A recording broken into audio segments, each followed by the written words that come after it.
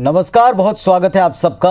आपके साथ मैं हूं पुनीत पाठक। इस वक्त बड़ा कठिन दौर चल रहा है और इस कठिन दौर में एक्सपर्ट के साथ, सुलझे लोगों के साथ मिलकर मुलाकात कर समस्याओं का समाधान देने की कोशिश IVS 24 हमेशा करता रहा है। कोरोना के बढ़ते आंकड़ों ने एक बार फिर पूरे प्रदेश में, देश में, दुनिया में भागती दौड़ती जिंदगी की रफ्तार पर ब्रेक लगाया। वायरस के डर ने लोगों को मानसिक तौर पर भी असर डालना शुरू कर दिया। कोरोना की लगाया वायरस के डर ने लोगों को मानसिक तौर पर भी असर डालना शुरू कर दिया।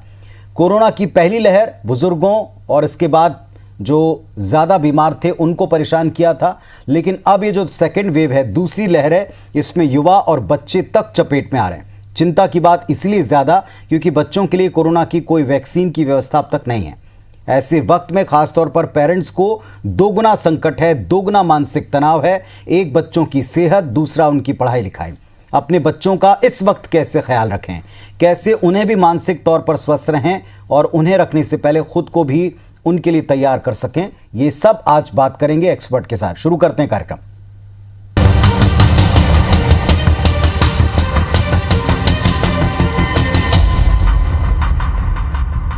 और हमारे साथ आज एक्सपर्ट के तौर पर डॉक्टर सुरभि दुबे जी हैं, मनोचिकित्सक हैं और इस तरह की प्रॉब्लम, समस्याएं, उनका समाधान देने के लिए पूरी तरह सक्षम है। डॉक्टर साहब नमस्कार, बहुत स्वागत है आपका। इस कठिन वक्त में आपकी सलाह की सबको बहुत ज़रूरत है। बच्चों को लेकर सभी बहुत परेशान हैं। सबसे पहली सलाह पेरेंट्स को, बच्चों की सेहत को लेकर आपकी क्या है?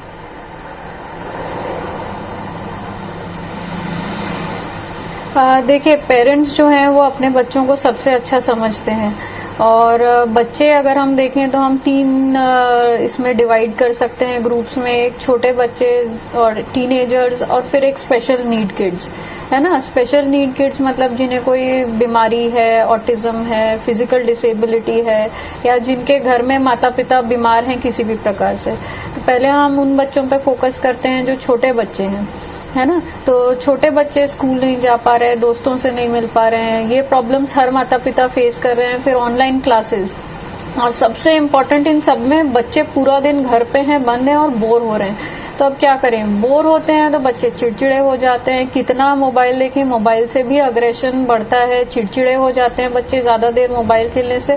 अपार्ट फ्रॉम फिजिकल हेल्थ जो उनकी डिटीरियोरेट हो रही है, मेंटल हेल्थ बहुत अफेक्ट हो रही है, पेरेंट्स की भी और बच्चों की भी। उसमें बच्चे जो देखते हैं माता पिता जिस परेशानी से गुजर रहे हैं, जैसे कहीं किसी घर में कोई माता पिता या कोई फैमिली मेंबर कोरोना पॉजिटिव हो रहा है, हॉस्पिटल में है या आइसोलेटेड है, या फाइनेंशियल डिफिकल्टी घर में आ रही है, पैसे नहीं है या किल्लत हो रही है किसी सामान या चीज की, तो उसका इफेक्ट बच्चों पे किस तरह पड़ता है। तो बच्चे जो है वो बहुत एक्सप्रेसिव नहीं होते, छोटे बच्चे। तो उनका एक्सप्रेशन, वे ऑफ एक्सप्रेशन होता है गुस्सा, चिड़चिड़ापन, रोना, जिद करना और बात नहीं मानना, इस तरह से होता है। तो एज पेरेंट्स हम ये डेंजर साइंस जो हैं ये पकड़ें कि अरे हमारा बच्चा लास्ट ईयर या 2 साल पहले तक इस तरह बिहेव नहीं कर रहा था, हमारा बच्चा जो है वो बातें मानता था अब बातें नहीं मान रहा है, या चिड़चिड़ापन ज्यादा है, या मोबाइल या टीवी में ज्यादा देर बैठ रहे हैं जो रिक्वायर्ड है उससे ज्यादा। तो हम इसको सॉर्ट आउट कैसे करें? हम इसको सॉर्ट आउट किस तरह कर सकते हैं कि हम बच्चों को प्रमोट करें कि भाई जो आपकी तकलीफ है वो आप हमसे शेयर करिए। पर वो ऐसा नहीं है कि मैं बैठ गई सामने और बोली अब बताओ तुम्हें क्या प्रॉब्लम हो रही है, इस तरह से नहीं। इट शुड बी कि जब हम बच्चों को कोई खेल में एंगेज कर रहे हैं, छोटे बच्चों को स्पेशली किसी खेल में बिजी कर रहे हैं, हम उसके साथ इन्वॉल्व हो रहे हैं अपने काम से थोड़ा टाइम निकाल के, और उस खेल में हम पूछें कि भाई अगर मान लो इस तरह से होता है तो क्या कर सकते हैं हम, किस तरह से सिचुएशन को हैंडल कर सकते हैं। दूसरा, आज हम देख रहे हैं कि सोशल मीडिया पे हर जगह पे कोविड के बारे में इतनी सारी इन्फॉर्मेशन है जिसमें हम फिल्टर नहीं कर सकते कि कौन सी सही इन्फॉर्मेशन है और कौन सी गलत। तो अनजाने हम अपने बच्चों को इस भय में जीवन दे रहे हैं कि एक बीमारी है जिससे हमें डरना है। इस बीमारी का बिल्कुल बचाव है, रोकथाम है, ट्रीटमेंट है, बट मेन स्टे है कि हम बीमार ना हो। तो बच्चों में करेक्ट मैसेज पहुंचना, करेक्ट इन्फॉर्मेशन पहुंचना कि किस तरह से हम इस बीमारी से लड़ सकते हैं। सोशल डिस्टेंसिंग का पालन करना, मास्क पहनना, रिपीटेडली हैंड वॉश करना। बच्चों में हम अमूमन देखते हैं कि वो बड़ों की बातें सुन के अपना ही कोई एक अर्थ निकालते हैं उस बात का।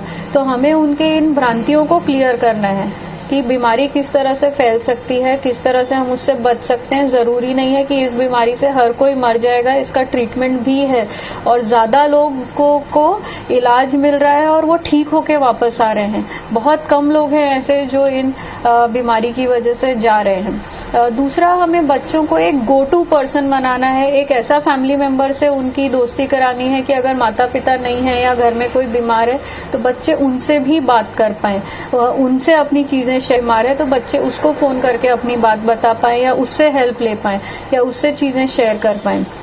फोर्थ चीज जो है, ऑनलाइन टाइम हम लिमिटेड रखें।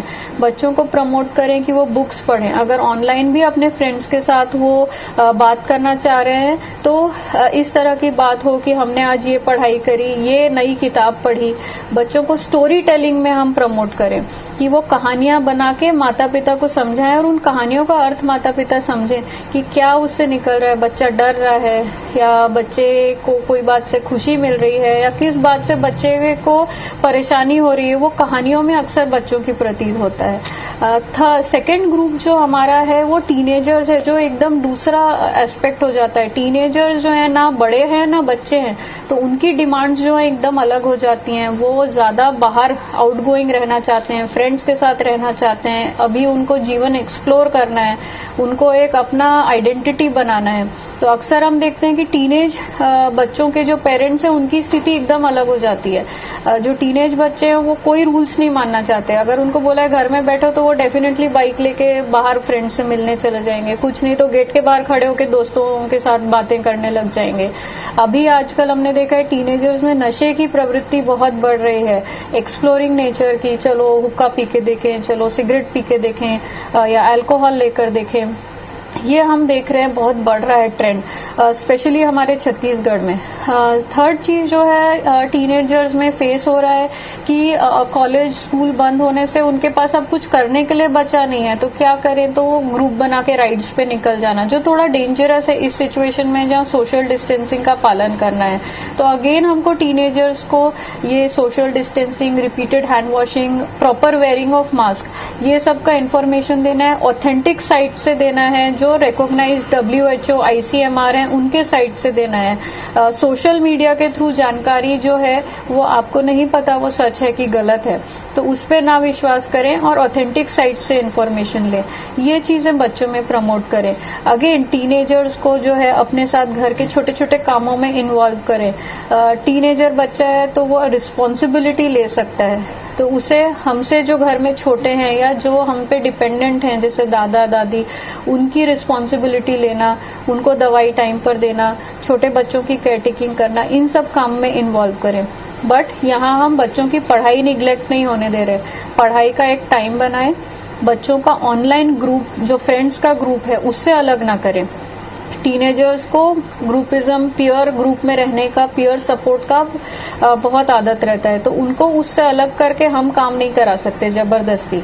तो बच्चों को वो टाइम जरूर दें, बट देन वो फिक्स टाइम रहना चाहिए कि आप ऑनलाइन अपने फ्रेंड्स के साथ चैट करिए पर इतनी देर करिए, और एक फैमिली टाइम होना बहुत जरूरी है।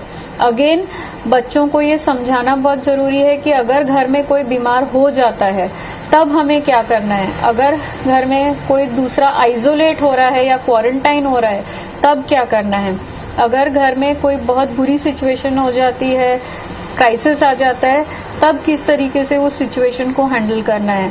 और इन सारी चीजों में हमें प्रमोट करना है कि हम अपने बच्चे से ओपन टॉक रखें। बच्चे क्वेश्चंस पूछ सकते हैं, बच्चे हमसे ओपन होके वार्तालाप कर सकते हैं। इसमें हमें बच्चों को नीचे नहीं दिखाना, अरे ये क्या पूछा है, ऐसा कौन पूछता है, ये थोड़ी कोई बात है, इस तरह से नहीं करना है।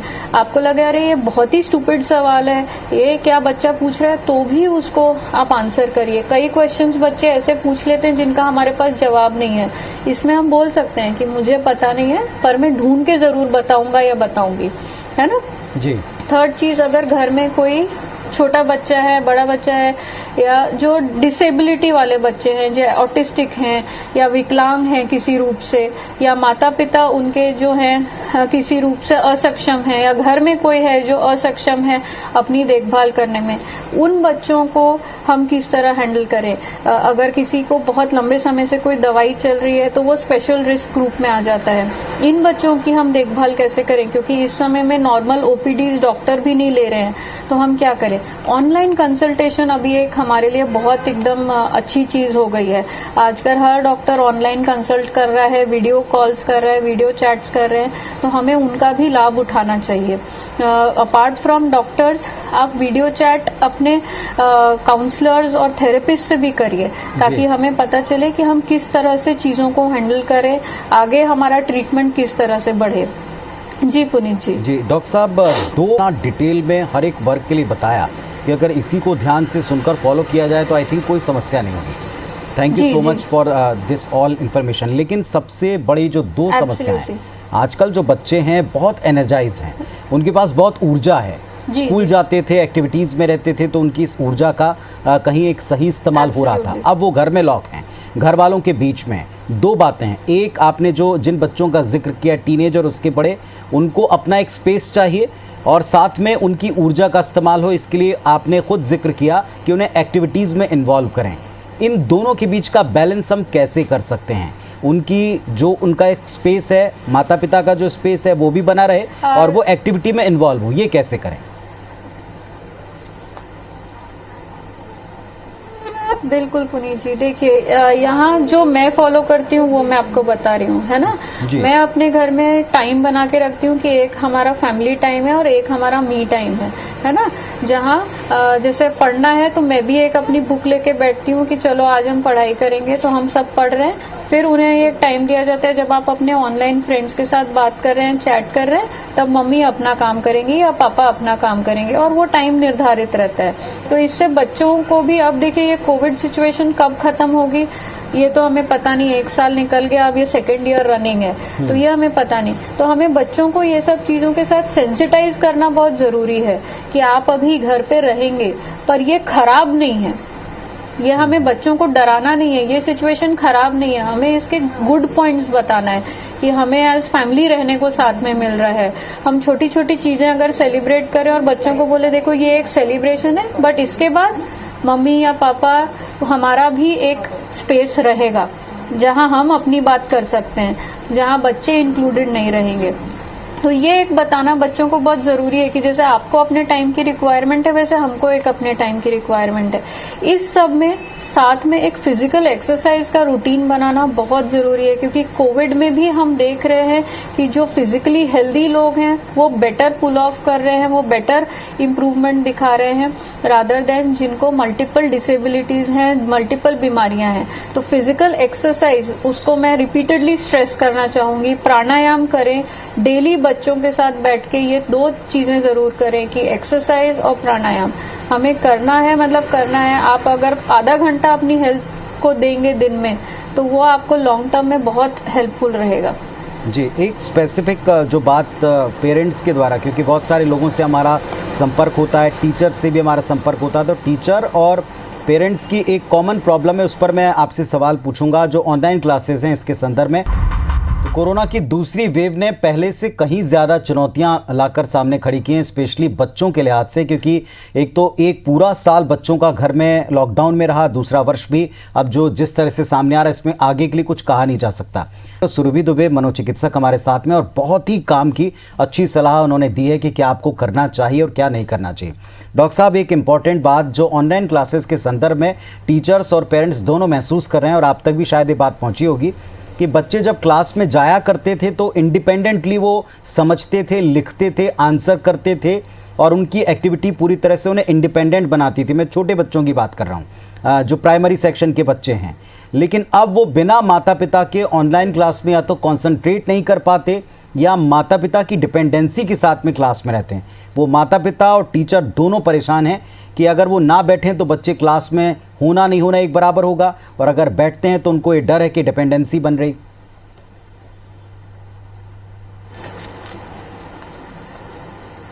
ये क्वेश्चन पुनीत जी सभी के साथ आ रहा है। एज अ मदर मैं भी फेस कर रही हूँ, है ना। तो इसका मैंने क्या तोड़ निकाला है कि मैं बच्चों को पीछे से मॉनिटर करते रहती हूँ, बैठती नहीं साथ में। जैसे मेरी छोटी बेटी अभी 6 साल की है और वो पूरा टाइम बोलती है मम्मा आप क्वेश्चंस लिखिए मैं आंसर लिखूंगी। तो मैंने उसको शुरू से ये बोला है कि ये है मम्मा नहीं करेगी। आप ये सोचो कि आप स्कूल में हो और स्कूल का फिक्स टाइम कर रहे हो, पर आप भाग नहीं सकते क्योंकि टीचर का हमने डर बना के रखा है। टीचर को सब पता रहता है, कैमरा में सब दिखता है। तो मैं उसका कभी वर्क नहीं करती। हालांकि शुरुआत में मैंने करना शुरू किया और मैंने देखा कि अरे नहीं यार ये तो गड़बड़ हो रही है, ज्यादा वर्क मैं कर रही हूँ और वो मुझे छोड़ के बढ़िया खेलने निकल जाती है।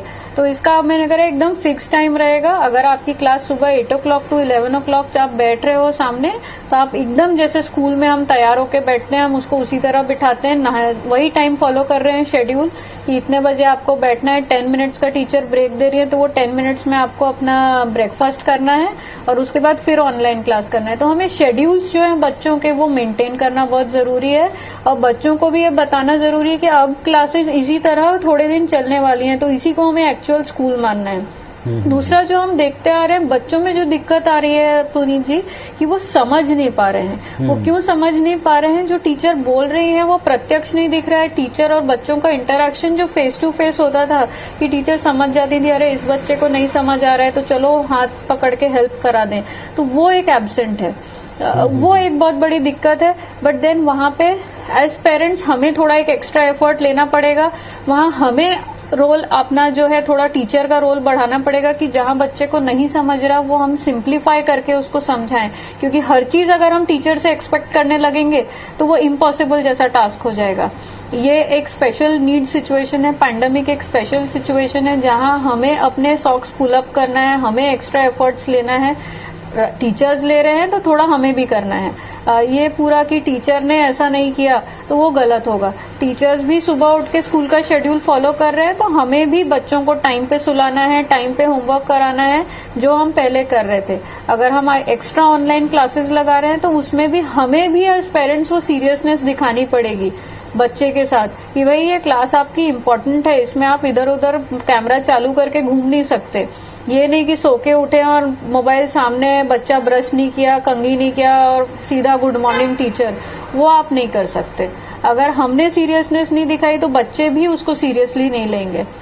तो ये एक चीज मैं पेरेंट्स से रिक्वेस्ट करूंगी कि थोड़ा सा आप एज ऑब्जर्वर ज्यादा रहिए rather than participants in online classes. आपकी बातें बहुत बहुत ज़्यादा काम की हैं पेरेंट्स के लिए, क्योंकि पेरेंट्स के नाते जो आप फेस कर रहे हैं वो हमारे घरों में हम भी फेस कर रहे हैं। हमारे तमाम जो छोटे बच्चे हैं उनके साथ में हम ये प्रतिदिन फेस करते हैं और बहुत सही आपने बात कही है और आपकी बात ज़रूर लोग फॉलो करेंगे। एक और इम्पॉर्टेंट बात ये कि एक सेशन होना चाहिए जिसमें बच्चों के साथ में माता पिता और एक्सपर्ट डॉक्टर साहब आप लोगों का भी इन्वॉल्वमेंट होना चाहिए। अब ये चाहे स्कूल करें, चाहे कोई संस्थाएं करें या फिर कोई सोसाइटीज़ करें, लेकिन क्या आपको नहीं लगता कि जब बहुत सारा हमारा social gathering, social involvement, social interaction तकरीबन समाप्त हो चुका है और एक छद्म दुनिया के द्वारा हम जुड़ पाते हैं एक दूसरे से वर्चुअल वर्ल्ड में, ऐसे समय में एक्चुअली हमको मेल मुलाकात जब हम नहीं कर पा रहे तो कम से कम एक्सपर्ट के साथ कोई सेशन तो होना चाहिए, माता पिता का भी, बच्चों का भी।